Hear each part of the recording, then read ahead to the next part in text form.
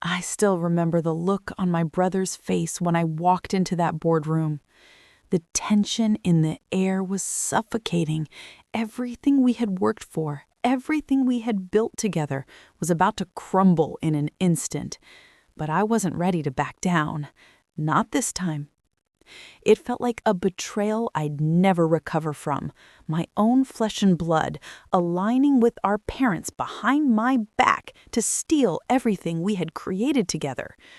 But what happened next? That's when I realized nothing was over. The fight had just begun. What would you do if your family turned against you? If everything you'd worked for was ripped away by those closest to you? Stay with me, because this story is far from over. My name is Samantha, or Sam Martins, and for as long as I can remember, family was everything. We built our dreams together, my brother Chris and I. We didn't just start a business, we built a legacy. I thought we were inseparable. He was my older brother, the one who always had my back. We were the perfect team, his big ideas and my attention to detail. The startup we founded together, a tech company in San Francisco, was our pride and joy. We built it from nothing to a name recognized across the tech world. Our late nights, our early mornings, everything was worth it. Our company was on the brink of something huge. I was the dreamer, the strategist, always thinking 5 steps ahead. Chris was the face of the company, charismatic, confident, always knowing what to say. Together, we made the perfect duo, and for years, we were unstoppable. But somewhere along the way, something changed. Slowly, at first. I didn't notice it right away, this subtle distance between us. At first, it was just late meetings with our parents, private conversations I wasn't invited to. But then it grew.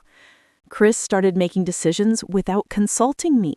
He'd make big calls without so much as a heads up. I brushed it off, told myself it was nothing. Maybe I was too busy, too focused on the big picture. Then came the day it all fell apart. The day I walked into that boardroom. The calm before the storm was short-lived. The moment I realized that the people I trusted most were betraying me, I knew I was standing on the edge of a cliff, and I had no choice but to jump. Chris and I weren't just siblings. We were partners, a team. We grew up in a small town just outside of San Francisco, and like most kids, we dreamed of more. Our parents, Richard and Eleanor, had their own vision for us, but they never pushed it too hard. They gave us the space to chase our dreams, especially when it came to technology. I was always the one tinkering with gadgets, coding late into the night, while Chris had that natural charisma. He could sell anything, convince anyone. The perfect combo, or so we thought. Our startup was born out of late-night brainstorming sessions in our garage, fueled by pizza and caffeine. We were ambitious, young, and idealistic. Chris always had the big ideas, the flashy pitches and grand plans. He'd say, "Sam, we're going to change the world, you and me." And I'd believe him. He had this way of making everything feel possible. I'd bring the strategy, he'd bring the energy. We'd pull all-nighters, sketching the future of our company on whiteboards, laughing about the day we'd look back and say, "We did it." It felt like we were writing our own story, side by side. But somewhere in the middle of all of that, something started to shift. I noticed Chris pulling away during meetings, making decisions without running them by me. I thought it was just the stress of success getting to him. We had investors now, employees who relied on us. Our business was growing faster than we ever expected. But there was a weight to it now, and I could see the strain on Chris. He wasn't just my brother anymore. He was becoming something else. It was subtle at first. I didn't want to admit it, but it was clear. Chris was becoming someone I didn't fully recognize anymore. His ambitions were shifting, and I wasn't sure where I fit in anymore. Then, one night as we were leaving the office, he said something that didn't sit right with me. "We've come so far, Sam, but I think it's time for you to step back. The company needs a stronger leader, someone with a broader vision." His words felt like a punch to the gut. It wasn't just the fact that he said it was the way he said it. Cold, distant, detached. I brushed it off, thinking it was just stress talking, but deep down, I knew something had changed. And that feeling nagged at me for weeks. The whispers of conflict weren't loud yet, but they were there. I could feel them in the spaces between us. The cracks in the foundation were beginning to show, and I didn't know how to stop it. The real shock came when I found out I was no longer included in the company's most important meetings that decided the future of the business. My brother, the person I trusted most, had begun making decisions behind my back. It wasn't just the meetings I wasn't invited to anymore. Little things started slipping through the cracks, comments from staff, whispers from old colleagues who were once my allies. One evening, I overheard a conversation between Chris and our parents. I didn't mean to eavesdrop, but as I passed by the office door, I couldn't help but listen. "It's time, Richard. We've given her enough rope to hang herself. We need someone who can take this company to the next level," Chris said. The words hit me like a freight train, but I couldn't bring myself to walk in. I stayed frozen in place, my heart pounding in my chest. I'd heard enough. Chris was scheming. He was planning something behind my back, something bigger than I could have ever imagined. My brother, the one I thought I could trust above all others, was aligning himself with our parents to take the company from me. And there I was, left in the dark, completely unaware. But the realization didn't hit me all at once. I was still holding on to hope that it was a misunderstanding. I kept telling myself that things weren't what they seemed, that maybe I was overreacting. After all, I was the one who'd put in the late nights, the long hours. I was the one who built this thing from the ground up. I deserved more than this. Then came the email. It was from one of the senior investors, a person I trusted implicitly. "Samantha, we need to talk. Chris is making some moves I think you need to know about." The email was a warning, but it was also a confirmation. There it was in black and white. Chris wasn't just making moves, he was taking the company from me, and I hadn't even seen it coming. My stomach churned with a mixture of anger and betrayal. How could he? How could my own brother, the person I'd worked side by side with, do this to me? It was no longer just a business problem, it was personal.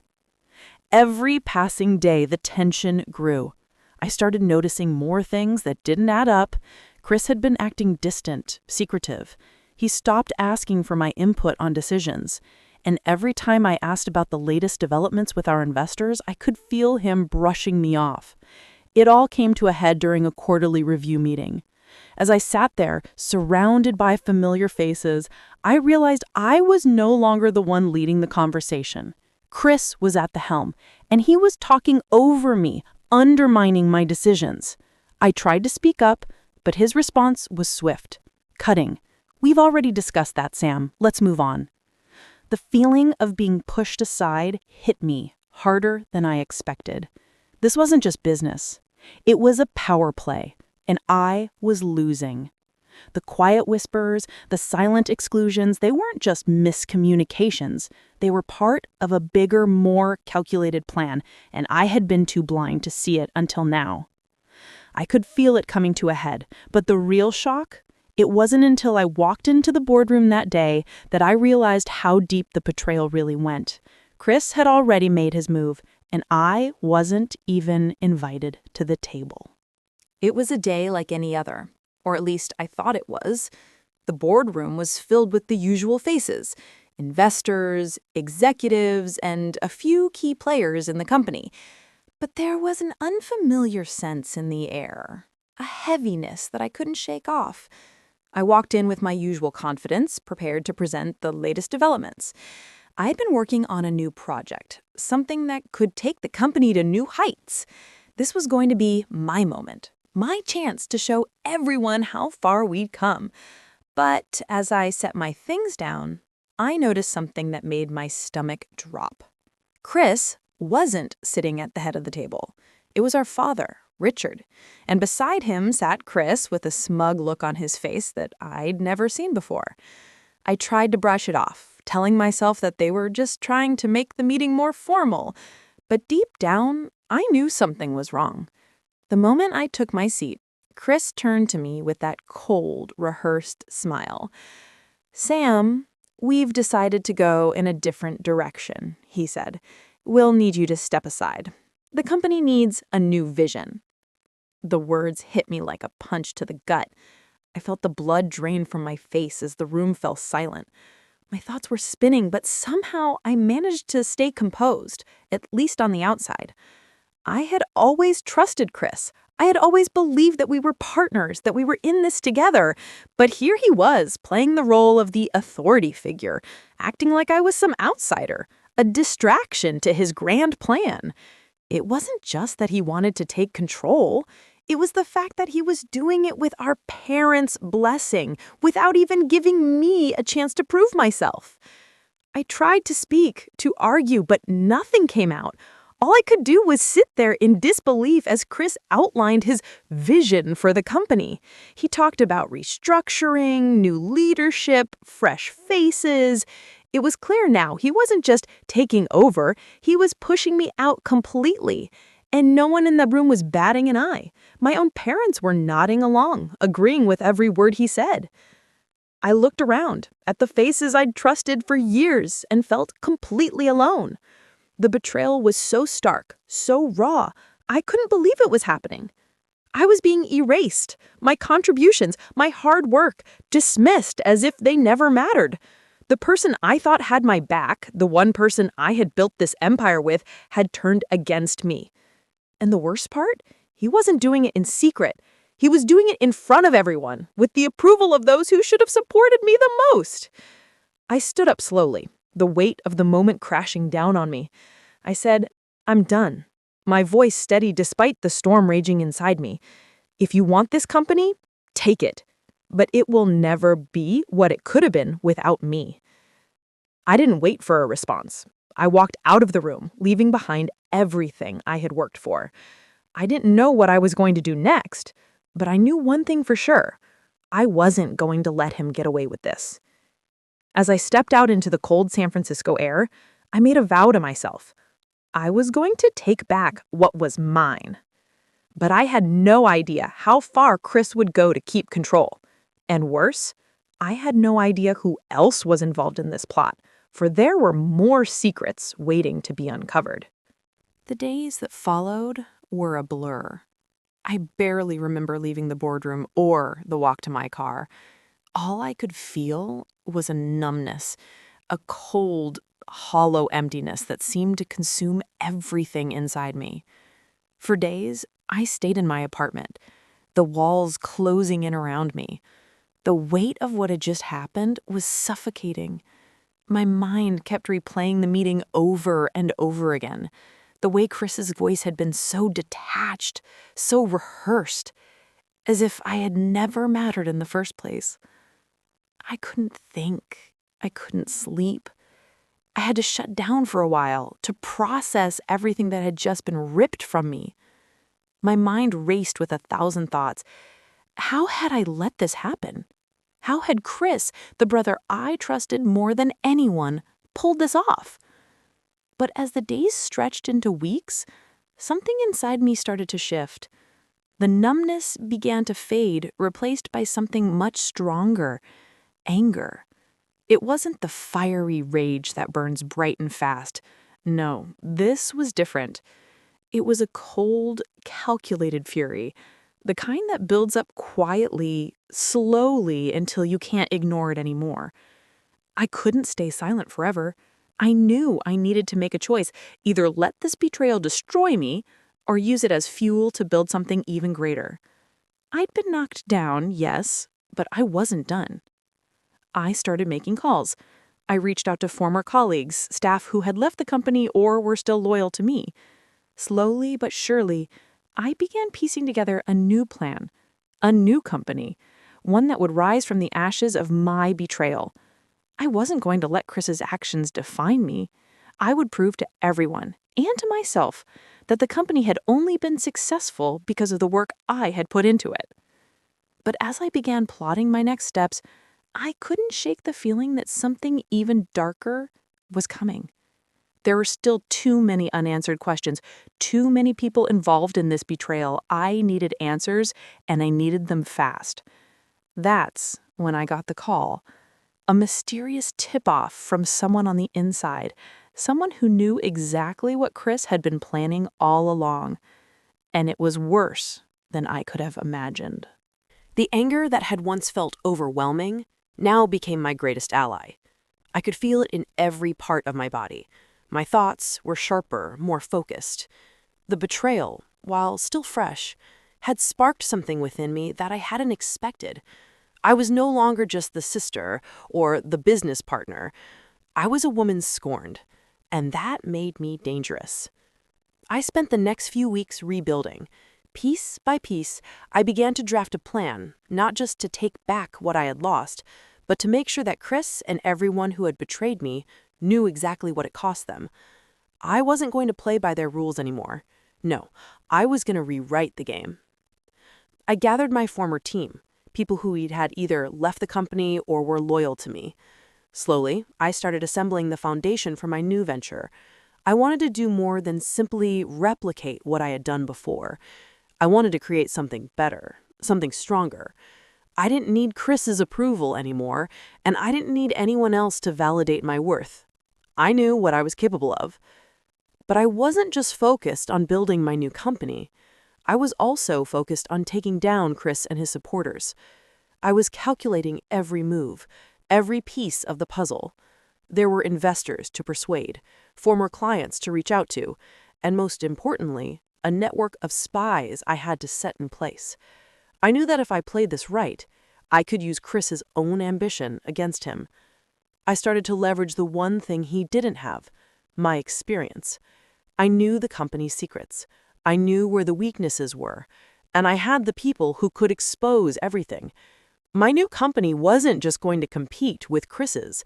It was going to leave his in the dust. Every email, every phone call, every meeting was part of a larger strategy. I made sure to stay one step ahead of Chris at every turn. While he was busy thinking he had won, I was already positioning myself for the real victory. It wasn't just about the business anymore. It was about reclaiming my power, my control. And the more I planned, the clearer it became I was going to come out on top, no matter what it took. But there was one problem I hadn't anticipated. The person who had betrayed me the most, the one I never saw coming, was someone inside my own team, someone I had trusted completely. And now they were playing both sides. Pause for a moment. Can you relate to Sam's journey? Have you ever been betrayed by someone you trusted, only to rise from the ashes stronger than ever? What would you do if your own family turned against you? I want to hear your thoughts. Comment below with what you would have done if you were in Sam's shoes. Would you fight back or walk away? And if you're enjoying this journey so far, make sure to hit that subscribe button because the best is yet to come. The day I launched my new company felt like the calm before the storm. I had spent weeks, even months, meticulously preparing for this moment. The clients I had signed, the partners I had secured, all of it had been a carefully executed plan. But none of it would matter if Chris and the Martins family remained in power. So I had to make sure my revenge was executed with precision. I knew the stakes were high. If I played this right, I could not only surpass their business, I'd expose them for the deceitful, manipulative people they were. The world needed to know what had really happened behind the closed doors of our company. The betrayal was no longer just a family issue. It was personal. The first step was launching a viral campaign. I made sure it was subtle but direct. An anonymous video, professionally edited, showing a timeline of Chris's actions. The clips included pieces of meetings I had secretly recorded, messages I had uncovered, and even the moments where Chris's intentions had clearly shifted. The video was designed to look like an innocent promotional piece for the company, but it was much more. It revealed his secret alliance with our parents, his underhanded dealings, and his systematic efforts to undermine me. The video was released to the media at precisely the right time, the day before our annual conference, where all the top investors and potential clients were gathered. Within hours, the video went viral. The media had already caught wind of the corporate drama, and once the video hit the headlines, it spread like wildfire. Chris's phone was blowing up. His emails were flooded.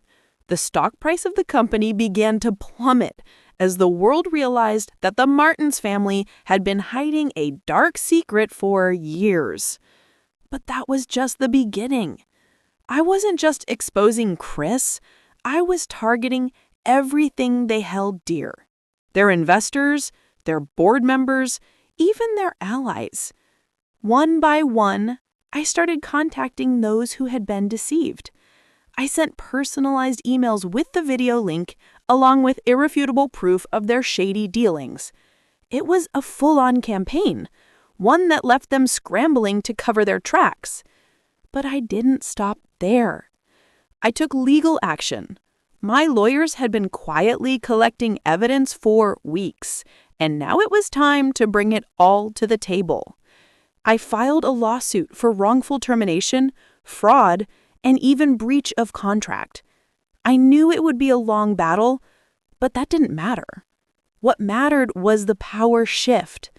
I was the one who controlled the narrative now. The moment of reckoning came when Chris had to address the public. The company had called an emergency press conference to try to calm the storm. But it was too late. The damage had been done. As he stood there trying to salvage his reputation, I watched from my office. The irony of it all was almost too much to bear. He had sold out his own sister, and now here he was, trying to convince the world that he was the hero. Just as it seemed like I had won, a single phone call changed everything. The person who had helped me orchestrate it all, the person who had been working with me from the inside, was no longer on my side. They had been playing both sides all along, and now they were gone. The dust finally began to settle, but the cost was heavy. The battle had been long, and the fallout wasn't just business, it was personal. Chris's company was in free fall. Investors pulled out, clients turned their backs, and the press coverage turned from sympathetic to scathing. What had once been a powerhouse of Silicon Valley was now a symbol of corporate deceit and betrayal. The Martins' name was tarnished, and it seemed like nothing could fix it. But for me, the sting of the betrayal still lingered. The phone call I'd received weeks ago, that was the final blow. The person who had helped me, the one I had trusted implicitly, turned out to have been playing both sides. They'd been feeding information to Chris all along, working their own angle, and leaving me in the dark. The sting of betrayal cut deeper than anything else. I didn't know where to turn. Who could I trust now? But then something shifted in me. I had spent so long fighting back against Chris, against my family, that I forgot the most important thing. I had won. I had rebuilt myself, my reputation, my company. I didn't need to tear them down any further. They had already destroyed themselves. As I walked into my new office, the one that felt like mine, I realized just how far I'd come. I wasn't the person who had walked out of that boardroom months ago, devastated and broken. I was stronger now. I had built something from nothing, and the power to succeed was in my hands. The lessons I had learned about trust, loyalty, and betrayal had shaped me into someone new. I wasn't going to be a victim anymore. I was going to keep going. But even with everything I had achieved, there were still cracks in the foundation. Chris and my parents weren't done yet. They had lost everything, but their pride wouldn't let them admit defeat. They would try to claw their way back, to reclaim their reputation. And while I had no intention of looking back, I knew this war wasn't over. The truth is, the Martins family was fractured beyond repair. But the company I built, my company, was just beginning. And that was enough. As I sit here now, reflecting on everything that's happened, I can't help but wonder, was it worth it? The pain, The betrayal, the constant battle, it's a heavy price to pay for success. But at the same time, I know it was the only way forward. There's something I've learned through all of this. The people you trust the most can be the ones to hurt you the deepest, but that doesn't mean you should let them destroy you. In the end, it's not the business, the fame, or the fortune that matters. It's the strength you find within yourself when everything is taken away. The moment you decide to stop being a victim is the moment you start to reclaim your life. I thought my brother and my parents were the ones who held the power, but now I know the power was mine all along. The hardest part wasn't fighting Chris, or even dealing with the betrayal from my parents. The hardest part was learning to trust myself again. I spent so long looking for validation outside of myself, thinking that family was everything. But in the end, I realized that the only person who could truly define my worth was me. And once I understood that, nothing else mattered. I look back now, and I see the woman I've become, a woman who refused to let betrayal define her. It wasn't just about getting revenge. It was about redemption. It was about taking back my life, my power, and creating something that was truly mine. There's a lesson here for anyone who's ever been betrayed. Never underestimate the strength you have within you. We all have the ability to rise from the ashes, to rebuild what was broken, and to take control of our own narrative. No matter how dark the path may seem, there is always a way forward. It may take time, and it may cost more than you're willing to give, but the journey is worth it. If you've made it this far, then you understand the gravity of Sam's journey. The pain, the betrayal, the rise from the ashes. It's a story of strength, redemption, and resilience. And I know it's something that resonates with all of us in some way. But now I want to hear from you. What would you have done if you were in Sam's shoes? Would you have thought back, or would you have walked away?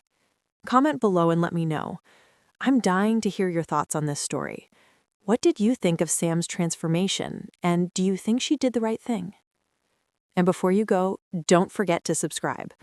Trust me, you won't want to miss the next chapter in this story.